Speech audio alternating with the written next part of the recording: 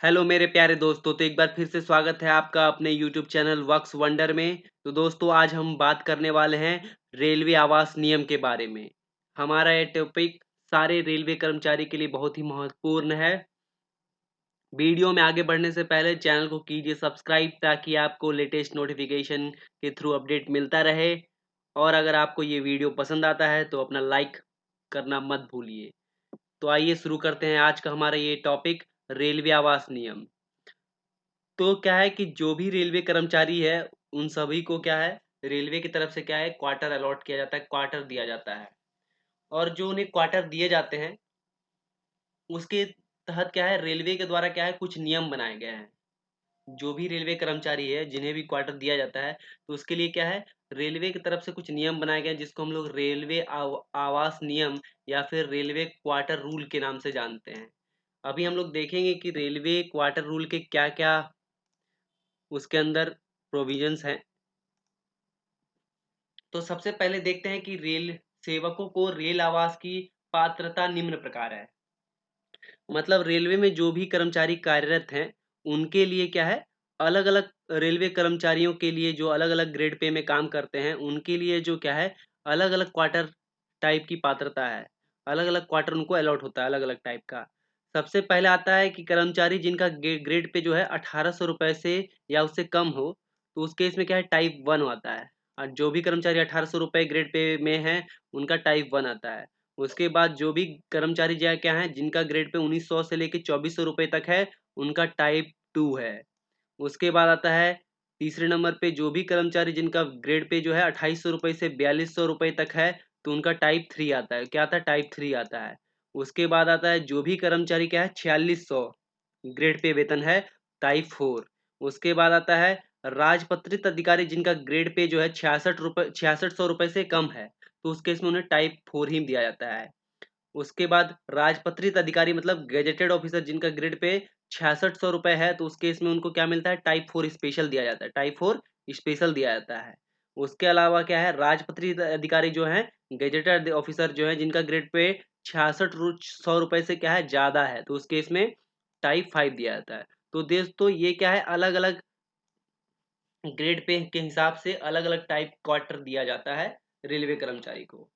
अभी हम फिर देखते हैं कि रेलवे आवास को रोके रखने की अनुमति सीमाएं। अभी क्या है, मान लीजिए किसी कंडीशन से क्या है, रेलवे जो अलॉट करती है क्वार्टर, उसमें आपको किसी कारण से रुकना पड़ जा रहा है, किसी कारण से उसको खाली नहीं कर पा रहे हैं आपको, तो उस केस में क्या है, अलग अलग रूल बनाई गई है। सबसे पहला केस आता है ट्रांसफर यानी स्थानांतरण का। तो दिया गया कि अस्थायी स्थानांतरण की दशा में रेलवे कर्मचारी को अपनी पहली नियुक्ति के स्टेशन पर सामान्य किराए के भुगतान पर 2 महीने की अवधि के लिए आवास को रोके रखने की अनुमति प्रदान की जाती है। मतलब मान लीजिए आपका ट्रांसफर क्या है, ए स्टेशन से क्या होता है, बी स्टेशन में हो जाता है। मान लीजिए अभी किसी रेलवे कर्मचारी का क्या है, ट्रांसफर क्या है, ए स्टेशन से बी स्टेशन में हो जाता है। और क्या है कि वो अपना सारा सामान क्या है, ए स्टेशन में जो उसका क्वार्टर है, वहां पे रखा रखा रहता है। तो उस केस में मान लीजिए वो ए स्टेशन में अपना क्वार्टर रखना चाहता है, ताकि उसको सामान खाली करने कुछ टाइम मिले। तो ऐसा टोटल क्या है, टोटल वो सामान्य किराए पर 2 महीने के लिए क्वार्टर को रोक सकता है। मतलब 2 महीने तक उसको सामान्य किराया, मतलब नॉर्मल रेंट पे वो अपना क्वार्टर रख सकता है। ये ऐसा रूल दिया गया है। इसके बाद है कर्मचारी के बच्चों की शिक्षा अथवा स्वयं या परिवार के किसी सदस्य की बीमारी के आधार पर सामान्य किराए के 2 गुने भुगतान पर अगले 6 माह के लिए बढ़ाई जा सकती है। अब एक और कंडीशन दिया है कि दूसरा कंडीशन क्या है, कि मान लीजिए किसी रेलवे कर्मचारी का कोई बच्चा काम मतलब क्या कर रहा है, पढ़ाई कर रहा है। मान लीजिए वहां के केबी में पढ़ाई कर रहा है, तो उस केस में क्या होगा कि मान लीजिए अभी जुलाई या अगस्त का टर्म चल रहा है, अभी उसको पूरा उसका सेशन कंप्लीट होने मार्च तक आने में मतलब 6 महीने और लगेंगे मान लेते हैं। तो उस केस में क्या होगा, उस केस में बच्चे का जो है शिक्षा, बच्चे का इफेक्ट ना हो, तो उसके लिए क्या है, जितना सामान्य किराया है, जितना नॉर्मल रेंट है, उसका 2 गुना पे करके और छह छह महीने तक वो क्या कर सकता है, रोक सकता है। और यही केस लागू होता है, मान लीजिए किसी का मेडिकल बैकग्राउंड है, मान लीजिए किसी का बीमारी का इलाज चल रहा है, तो उस केस में भी क्या कर सकता है, जितना नॉर्मल रेंट है, जितना सामान्य किराया है, उसका दुगना देकर क्या करता है, अगले 6 महीने तक रोक सकता है। उपरोक्त अवधि के आगे और विस्तार उसके बच्चे के चालू शैक्षणिक सत्र को पूरा करने के लिए तक के लिए किया जा सकता है। तो ये जो कंडीशन है, मतलब जितना नॉर्मल रेंट है उसका दुगना दे के जो है बच्चे का मान लीजिए अभी कंप्लीट होने में और टाइम लगेगा, मतलब 6 महीने से ज़्यादा लगेगा, तो उस केस में भी वो रोक रख सकता है। अब आते हैं दूसरा मामला, जिसमें क्या है, शैक्षणिक सेवानिवृत्ति या फिर सेवानिवृत्त। तो इस केस में क्या मान लीजिए क्या है, अगर वॉलंटरी रिटायरमेंट होता है, वॉलंटरी रिटायरमेंट वीआरएस देता है या फिर उसका रिटायरमेंट हो जाता है, दोनों ही केस में अगर सामान्य किराए पर 4 महीने के लिए वो रख सकता है और दुगने किराए पर अगले 4 महीने के लिए अनुमति दी जा सकती है। तो अगर मान लीजिए कोई रिटायर्ड रेलवे कर्मचारी है, मान लीजिए कोई रिटायर्ड हो गया, तो उस केस में क्या होगा, नॉर्मल रेंट पे वो 4 महीने तक रह सकता है। नॉर्मल रेंट पे वो 4 महीने तक उस क्वार्टर पे रह सकता है। और अगर वो दुगना किराया देता है, जितना नॉर्मल रेंट है अगर उससे दुगना किराया देता है, तो अगले 4 महीने के लिए उसको परमिशन दिया जा सकता है। ये कंडीशन आती है शैक्षणिक या सेवानिवृत्त जो कर्मचारी है, रिटायर्ड या फिर वीआरएस जो देते हैं उनके लिए। अब आता है सेवा काल में मृत्यु होने पर। मान मान लीजिए किसी रेलवे कर्मचारी का क्या आता है, ऑन ड्यूटी, मतलब वो नौकरी में रहते हुए उसकी मृत्यु हो जाती है। मान लीजिए किसी रेलवे कर्मचारी क्या है, नौकरी में रहते हुए मृत्यु हो जाती है, तो उस केस में क्वार्टर रोकने का क्या नियम है। तो इसमें क्या है, सेवा काल में मृत्यु हो जाने पर कर्मचारी का परिवार 24 माह तक क्वार्टर रोके रहने की अनुमति दी जा सकती है। मतलब 2 साल तक, मान लीजिए किसी रेलवे कर्मचारी का क्या है, सेवा काल के दौरान ही उसकी मृत्यु हो जाती है, तो उसके जो परिवार वाले हैं 24 महीने तक क्या है, 24 महीने तक नॉर्मल रेंट पे क्या है, क्वार्टर को रोक रख सकते हैं। इसके अधिक विस्तार नहीं होगा। इसमें कंडीशन क्या है, इससे आगे उसको खाली करना ही पड़ेगा। इसमें आगे कोई अलग कंडीशन नहीं है। तो जब भी कोई भी रेलवे कर्मचारी की उसकी सेवा के दौरान मृत्यु हो जाती है, तो टोटल 24 महीने तक उसके परिवार वाले, इस कर्मचारी के परिवार क्या कर सकता है, क्वार्टर में रह सकता है, क्वार्टर में रहने की अनुमति दी जा सकती है। उसके बाद आता है त्याग पत्र, बर्खास्त या निष्कासित। मतलब कोई क्या कर देता है, रिजाइन कर देता है, या फिर जिसको रिमूव कर दिया जाता है या हटा दिया जाता है, तो उस केस में सामान्य किराए भुगतान पर मात्र 1 महीने के लिए रेलवे आवास पर रोके रहने की अनुमति दी जाती है। क्या होता है उस केस में, क्या होगा, मात्र 1 महीने दिया जाएगा। तो एक बार रिपीट कर देते हैं, ट्रांसफर होने पर क्या होता है, ट्रांसफर होने पर 2 महीने तक, और उसमें अलग कंडीशन है कि अगर बच्चे या फिर कोई मेडिकल बैकग्राउंड है तो उसमें 6 महीने तक। उसके बाद जो वीआरएस है या फिर जो फिर वीआरएस है या फिर नॉर्मली रिटायर्ड हो गया है, तो उस केस में क्या होगा, 4 महीने तक और दुगने किराए पर अगले 4 महीने तक। उसके बाद आता है ऑन ऑन सर्विस में रहते हुए डेथ हो जाता है, तो उस केस में 24 महीने तक। उसके बाद कंडीशन आता है कि मान लीजिए किसी को हटा दिया गया, बर्खास्त कर दिया गया, निष्कासित कर दिया गया, तो उसके लिए मात्र 1 महीने के लिए ही वो रेलवे आवास रख सकता है। इसके बाद आता है असाधारण छुट्टी सहित छुट्टी। तो उसके उसके लिए क्या होता है, मान लीजिए किसी को एक्स्ट्रा ऑर्डिनरी लीव दिया जाता है, तो उस केस में 120 दिन तक का सामान्य किराए पर, उसका कंडीशन क्या है, 120 दिन तक क्या होगा, नॉर्मल रेंट पर उसको रहने दिया जाएगा। उसके बाद आता है चिकित्सा के आधार पर छुट्टी। मान लीजिए किसी को चिकित्सा के आधार पर छुट्टी दी गई है, तो उस केस में चिकित्सा छुट्टी पर कर्मचारी को छुट्टी की पूरी अवधि के लिए सामान्य किराए पर भुगतान करने के लिए उसको परमिशन दिया जा सकता है। मतलब उसमें कोई एक्स्ट्रा जो है पेमेंट नहीं करना पड़ेगा, अलग से कोई फीस नहीं भरनी पड़ेगी। उसके बाद है अप्रेंटिस के रूप में चयन। मान लीजिए किसी भी अभ्यर्थी का क्या है, रेलवे में एज अप्रेंटिस के रूप में चयन हो गया, तो उस केस में क्या होगा, अप्रेंटिस अवधि के लिए विभागीय रेलवे बोर्ड के माध्यम से प्रशिक्षु के रूप में चयनित होने पर कर्मचारी को उस स्टेशन पर जहां वो प्रशिक्षण के लिए जाता है, उसकी प्रशिक्षण की अवधि के दौरान रेलवे क्वार्टर अपने पास रखने की अनुमति दी जा सकती है। मान लीजिए कोई अप्रेंटिस है, तो उस केस में क्या है, जहाँ पे उसका ट्रेनिंग चलेगा, तो वहाँ पे उसे परमिशन के बाद क्या है, परमिशन लेना पड़ेगा। यहाँ पे खास बात क्या है, अनुमति दी जा सकती है। तो परमिशन के बाद वो क्या कर सकता है, रेलवे क्वार्टर रख सकता है। उसके बाद क्या है, अधिशेष घोषित होने के बाद दूसरे स्टेशन पर नियुक्ति होने पर, यानी सरप्लस होने का आदेश जारी होने की 3 वर्षों तक की अवधि के अथवा नियुक्ति के नए स्टेशन आवास आवंटित होने तक, जो भी पहले हो। तो उस केस में मान लीजिए ये क्या है, स्पेशल कंडीशन है। मान लीजिए कहीं पे क्या है, सरप्लस हो गया, तो उस केस में मान लीजिए उसे दूसरे स्टेशन पर नियुक्त किया गया, तब क्या होगा, उसे 3 वर्षों की अवधि तक के लिए या फिर नए स्टेशन पर आवंटित होने तक, जो भी पहले होगा तब तक वो क्या कर सकता है, क्वार्टर को रख सकता है।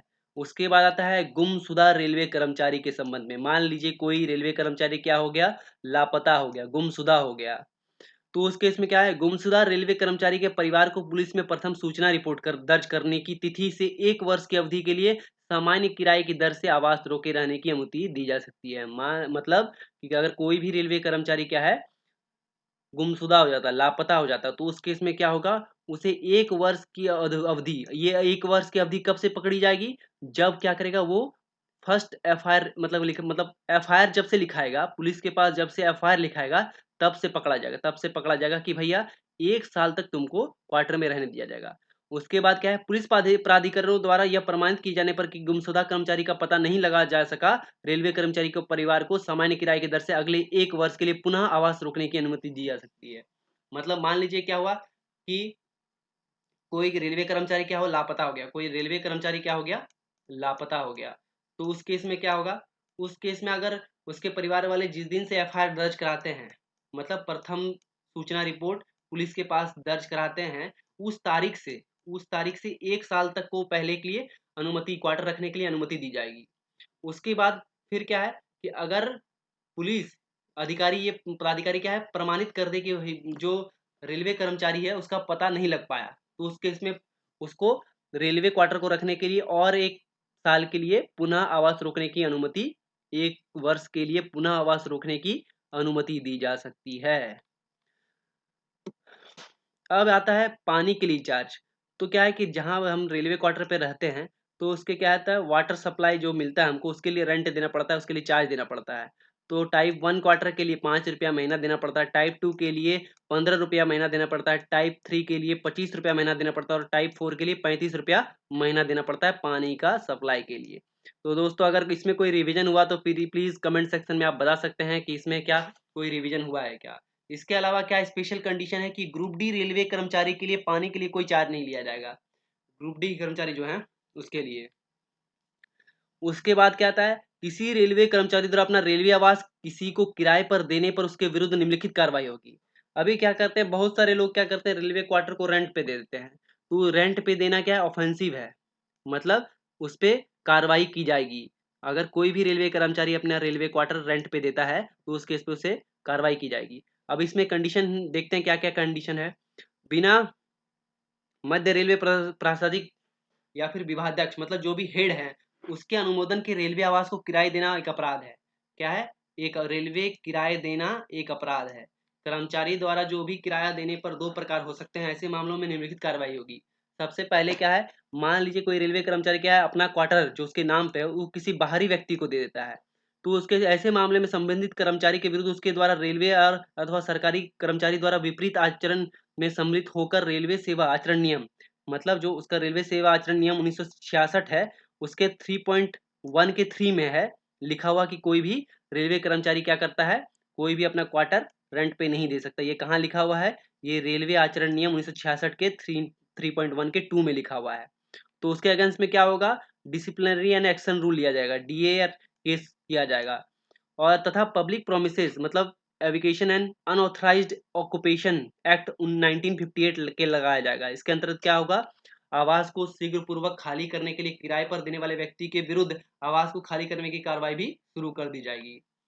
उसका विचारित रूप से आंशिक रूप में आवासों को किराए देने पर भी उपरोक्त प्रक्रिया ही अपनानी चाहिए। अगर कोई मतलब क्या करता, मान लीजिए किसी को रेलवे क्वार्टर मिला, अब क्या है कि उसका 1 रूम या 2 रूम वो क्या किया, मान लीजिए 3 रूम का क्वार्टर है तो उसमें क्या किया, 1 रूम वो रेंट पे दे दिया, तब भी क्या होगा, सेम ही होगा, तब भी उसके अगेंस्ट में रेलवे आचरण नियम 1966 के 3(1) के तहत कार्रवाई होगी और उसके बाद डिसिप्लिनरी एक्शन रूल लगेगा। इसके अलावा क्या होगा, अन eviction and unauthorised occupation act 1958 के अगेंस्ट भी उसके केस कर दिया जाएगा, उस पर कार्रवाई होगी। उसके बाद क्या है कि आवास किराए दो भाग खाली कराकर दूसरे रेलवे कर्मचारी को आउट कर दिया। उसके बाद क्या होगा कि उसे निकाल कर क्या होगा, जो उसको और दूसरे रेलवे कर्मचारी जिसको क्या है क्वार्टर की आवश्यकता, उसके अगेंस्ट में उसे बुक कर दिया जाएगा। उपरोक्त दोनों मामलों में आदेशों का उल्लंघन करने वाले कर्मचारी को नियत चेतावनी के बाद अनुशासनिक जांच के निरस्त तक उनके पैनल बजर दर्ज जैसी स्थिति पर किराया लिया जाएगा। तो जितने टाइम के लिए उसे रेंट पे दिया है वहां उसके क्या होगा, उससे रेंट भरना पड़ेगा। अब दूसरा आता है कि आवासों का व्यापारिक प्रयोजन। मान लीजिए कोई रेलवे कर्मचारी क्या है, अपने जहाँ पे क्वार्टर मिला हो उसका कोई बिजनेस के पर्पज से इस्तेमाल कर रहा है। तो रेलवे कर्मचारी को आवंटित रेलवे आवासों के रहने के लिए आवास है, किसी अन्य प्रोविजन के प्रयोग में नहीं लाया जा सकता। तो रेलवे कर्मचारी को जो भी क्वार्टर है जो रहने के लिए है, उसके लिए उसे क्या करना पड़ता है, कोई भी व्यापार के लिए उसमें प्रयोजन में नहीं लाया जा सकता। रेलवे आवासों का दुरुपयोग रोकने हेतु किए गए प्रावधानों में यह क्या है, स्पष्ट उल्लेख है। मतलब इसे क्लियरली मेंशन है कि भैया रेलवे क्वार्टर जो है वो कि सिर्फ रेंटल रहने के पर्पज से है, उसमें कोई भी व्यापार या फिर ऑक्यूपाई जो भी व्यापारिक गतिविधि उसमें नहीं कर सकता है। उसके अगेंस्ट में भी क्या होगा, डीआर एक्शन लिया जाएगा। उसके बाद आता है सेवानिवृत्त पति पत्नी को रेलवे आवासों में आवंटन का नियम। अभी क्या है, राजपत्रित एवं अराजपत्रित कर्मचारी को यदि एक ही स्टेशन पर रेलवे नियमों के अनुसार अलग अलग रेलवे आवास आवंटित है और यदि वे दोनों आपस में विवाह कर लेते हैं तो ऐसी दशा में आवास नियमित निम्नलिखित है। मान लीजिए क्या है कि कोई रेलवे कर्मचारी, कोई पुरुष रेलवे कर्मचारी क्या करता है, किसी महिला रेलवे कर्मचारी के साथ विवाह कर लेता है। क्या करता है, दोनों क्या करते हैं, एक ही स्टेशन पे रहते हैं। तो उस केस में क्या है, क्या रूल है वो देखना है। तो इस केस में क्या है, किसी रेलवे कर्मचारी को रेलवे आवास आवंटित नहीं किया जाएगा यदि युग में से किसी को उसी रेलवे स्टेशन में आवंटित है। तो क्या है कि मान लीजिए किसी रेलवे स्टेशन में क्या है, एक ही स्टेशन पे पति और पत्नी दोनों की पोस्टिंग है और उसमें से क्या है किसी एक को आवास मिला हुआ है, तो उसमें क्या है दूसरे को आवास नहीं मिलेगा, दूसरे को रेलवे आवास नहीं मिलेगा। यह नियम तब लागू नहीं होगा जब पति और पत्नी किसी न्यायालय के अनुसार न्यायिक रूप से अलग रहते हैं।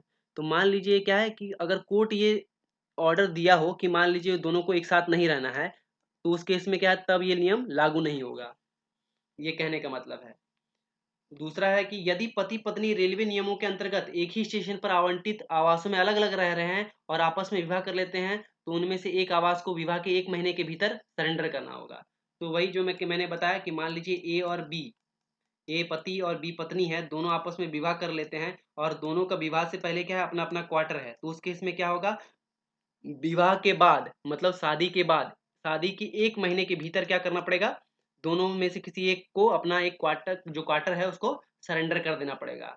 उसके बाद आता है, यहाँ पति और पत्नी एक ही स्टेशन पर अलग अलग आवासों में रह रहे हैं जिसमें एक को रेलवे नियमों के अंतर्गत आवास आवंटित है और दूसरे को किसी दूसरे सरकार विभाग की कर्मचारी होने के नाते अलग पूल का आवास आवंटित है, तो उनमें से एक को विवाह के 1 महीने के भीतर भी अपना आवास अव्यापित करना होगा।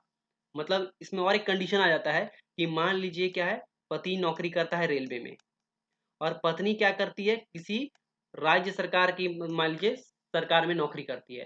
तो उस केस में क्या है, मान लीजिए पति को रेलवे क्वार्टर मिला है और पत्नी को राज्य सरकार की तरफ से क्या मिला है, क्वार्टर मिला है। तो उस केस में भी क्या होगा, दोनों में से किसी एक को अपना क्वार्टर सरेंडर करना पड़ेगा। कितने दिनों के अंदर, विवाह के 1 महीने के अंदर, विवाह के 1 महीने के अंदर। इसके बाद आता है, यदि उपरोक्त वर्णित नियमानुसार आवास खाली नहीं किया जाएगा, अगर मान लीजिए ऊपर में जो कंडीशन अभी हम लोगों ने देखा, 3 कंडीशन टोटल देखा, तो उसमें से क्या है, अगर उसके अनुसार से वो लोग काम नहीं करते तो ऐसी अवधि के समाप्त होने के बाद क्या होगा, रेलवे आवास को निरस्त माना जाएगा। तो ऑटोमेटिक मान लीजिए 1 महीने के अंदर सरेंडर नहीं करता है तो उस केस में ऑटोमेटिक क्या होगा, उसका रेलवे आवास का जो आवंटन है उसको रद्द कर दिया जाएगा। पति तथा पत्नी में से किसी एक का दूसरे स्टेशन के लिए स्थानांतरण हो जाने की दशा में वह जैसी स्थिति हो संबंधित नियमों के अंतर्गत रेलवे आवास नियंत्रण, मान लीजिए किसी एक का ट्रांसफर किसी दूसरे स्टेशन में होता है तो अकॉर्डिंगली उसके अनुसार क्या होगा, एक्शन लिया जाएगा। उसके बाद आता है, किसी कर्मचारी की सेवानिवृत्ति मृत्यु के बाद आवासों का बिना पारी के आधार पर आवंटन।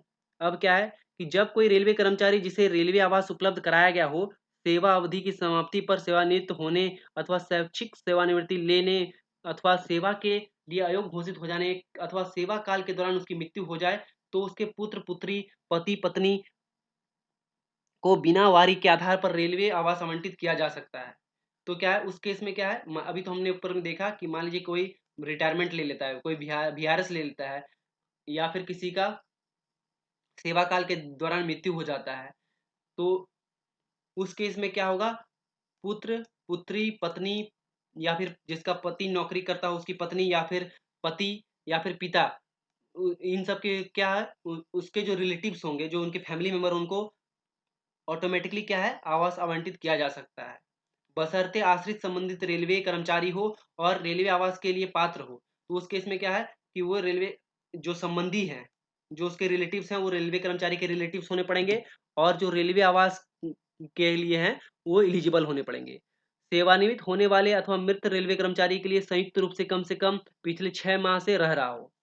तो मान लीजिए कोई रेलवे कर्मचारी क्या है, रिटायर्ड हो जाता है या फिर उसका सेवा काल में मृत्यु हो जाता है, तो जो भी उसका जो फैमिली मेंबर होगा उसके साथ संयुक्त रूप से उसके साथ कितने दिन तक रहना पड़ेगा, पिछले 6 महीने से रह रहा हो, तो उसको क्या माना जाएगा, एलिजिबल माना जाएगा कि हाँ, जो उसके रिलेटिव्स हैं, चाहे पति पत्नी पुत्र या पुत्री या पिता जो भी होगा, तो उसके साथ रह रहा हो तो उस केस में उसे आवंटन दिया जा सकता है। इस अवधि के दौरान उसके मकान किराए भत्ता हेतु दावा ना किया हो। उसके बाद क्या है, कर्मचारी की माता सहित उपरोक्त संबंधी जो उपरोक्त लिखित शर्तों को पूरा करते हैं, अनुकंपा के आधार पर नियुक्ति हुए हो, बिना वारी के आवास आवंटन हेतु पात्र होंगे, बशर्ते मृत्यु आवश्यकता आदि की तिथि तथा आवास आवंटन की तिथि के बीच का समान अंतराल 24 महीने के ऊपर ना हो। तो अब उस केस में क्या है कि मान लीजिए क्या है, अनुकंपा के आधार पर नौकरी हो जाती है या फिर उनको मृत्यु के जस्ट बाद क्या है, आवंटन मिल जाता है, तो उस केस में क्या है कि वापस उसी क्वार्टर को आवंटन के लिए जो उन्हें आवेदन देना होगा वो 24 महीने के भीतर ही देना पड़ेगा। उसके बाद क्या आता है, साथ ही यह शर्त हो रहेगी कि नौकरी पाने वाला जो पात्र आश्रित भवन स्वामी ना होने सहित अन्य शर्तों की पूरा करता है। तो उसके वाला जो इसके बाद और कंडीशन लागू क्या है कि जो उसको नौकरी मिलेगी वो क्या हो, उस पे आश्रित हो और क्या हो, वो किसी भवन का मालिक ना हो, तो उस केस में भी उसको आवंटन दिया जा सकता है।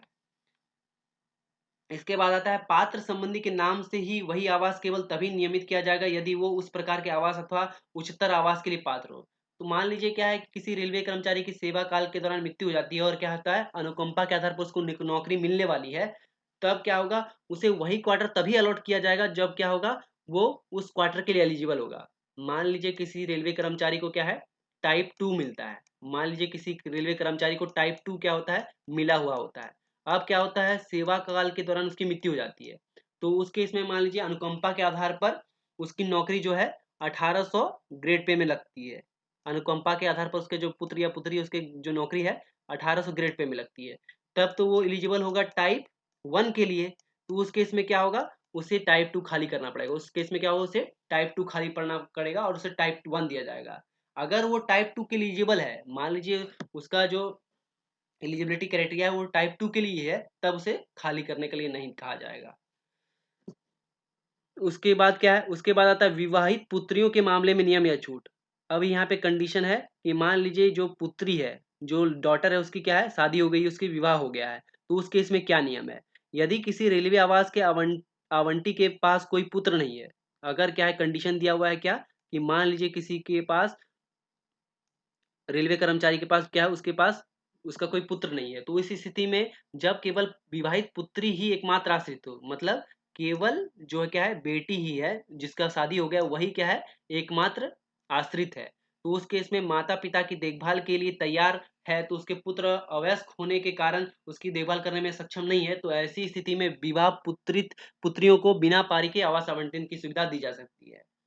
तो इस केस में क्या है कि बेटी को जो जिसका शादी हो गया है, विवाहित पुत्री को क्या है, आवास आवंटन की सुविधा दी जा सकती है। तो इसमें सबसे पहला है क्या है कि अगर कोई पुत्र नहीं है और जो उसकी पुत्री है विवाहित है और क्या है, एकमात्र आश्रित है अपने माता पिता की देखभाल के लिए, तो उस केस में क्या है, उसको आवंटन दिया जा सकता है। उसके साथ ही क्या है कि मान लीजिए जो बेटा है अभी, तो वो क्या है, अवयस्क है, जिसके कारण वो देखभाल करने में सक्षम नहीं है। मान लीजिए जो रेलवे कर्मचारी सेवा या तो सेवानिवृत्त हो चुका है या फिर जिसकी सेवा काल के दौरान मृत्यु हो गई है, तो उस केस में मान लीजिए उसका जो बेटा है वो क्या है, अभी इतना कैपेबल नहीं है, इतना योग्य नहीं है कि वो अपना देखभाल कर पाए फैमिली का, तो उस केस में जो विवाहित पुत्री है वो क्या करेगी, एज अ रिलेटिव क्या है, जो आश्रित क्या है, उसके अपने माता पिता की देखभाल के लिए उसको क्वार्टर अलॉट किया जा सकता है। उसके बाद आता है, रेलवे अधिकारी के स्थानांतरण की दशा में जिसे रेलवे आवास आवंटित है, उसकी पत्नी उसके पति को वैकल्प आवास का आवंटन, रेलवे आवास नियमन। अभी देखते हैं कि रेलवे अधिकारी का जब ट्रांसफर होता है तो उस केस में क्या है, यदि रेलवे कर्मचारी की पत्नी उसका पति रेलवे आवास के आवंटन के लिए पात्र है, तो उसके पक्ष में रेलवे आवास का नियमन किया जा सकता है, मतलब उसको रेलवे आवास आवंटित किया जाए, चाहे भले ही वो प्राथमिकता की तिथि के अंतर्गत ना आता या आती हो। मान लीजिए उसको प्रायोरिटी लिस्ट में हो या ना हो, तो उस केस में क्या है, उसका आवंटन किया जा सकता है। यहाँ पे ध्यान देने वाली बात है कि जो भी रेलवे कर्मचारी के पति जो है रेलवे आवास के आवंटन के पात्र हैं, तो उसके पक्ष में क्या है, रेलवे आवास अलॉट किया जा सकता है। यदि वो निम्नतर टाइप के आवास के लिए पात्र है तो उसे अगली उपलब्ध रिक्त के आधार पर उसकी पात्रता के अनुसार निम्नतर टाइप का वैकल्पिक आवास आवंटित किया जाएगा। अगर मान लीजिए कोई क्या है, लोअर टाइप का जो है, जितना उसको मिलना चाहिए उससे क्या है कम टाइप के वाले क्वार्टर के लिए एलिजिबल है, तो उस केस में जैसे ही उसका प्रायोरिटी लिस्ट में आएगा तो उस केस में क्या कर सकते हैं, उसको आवास आवंटित किया जा सकता है। संभव सीमा तक ऐसा आवंटन निकट क्षेत्र में पड़ने वाले उसके क्षेत्र में किया जाना चाहिए। तो जो भी वैकल्पिक आवास है, मतलब जो भी आवास उसको आवंटित किया जाएगा टेम्पोरली, यहाँ पे ध्यान देने वाला है वैकल्पिक आवास, मतलब टेम्पोररी आवास जो भी उसको आवंटित किया जाएगा वो क्या होना चाहिए, सबसे पहले जो उसके निकटतम क्षेत्र है वहां पड़ना चाहिए। और मान लीजिए वो एलिजिबल उससे हाइयर में है पर टेम्पोररी उसको कम में आवंटित किया जा सकता है प्रायोरिटी देख के। इसके बाद आता है पात्र टाइप के आवास को रोकने नियमन की अनुमति आवंटित के स्थानांतरण के बाद उस स्टेशन पर रह गए हों उसकी पति पत्नी के पक्ष में दी जा सकती है। यहाँ पे ध्यान देने वाली बात है कि पात्र टाइप के आवास को रोकने नियमन की अनुमति आवंटित के स्थानांतरण के बाद उस स्टेशन पर रह गए उसकी पत्नी उसके पति के पक्ष में दी जा सकती है, चाहे भले ही उसकी प्राथमिकता ना बनती हो। अभी क्या है, कंडीशन क्या है कि मान लीजिए किसी का ट्रांसफर हो गया है और क्या है उसको अपना आवास रोक के रखना है ताकि उसको अपना जितना सामान है उसको ट्रांसफर कर सके, या फिर कोई और कंडीशन में है तो उस केस में वो आवंटित कर सकता है कि हाँ इतने दिनों तक ये रख सकता है। तो थैंक यू दोस्तों, ये था आज का हमारा आवास नियम। होप ये वीडियो आपको अच्छा लगा होगा। मिलते हैं नेक्स्ट वीडियो में। Thank you.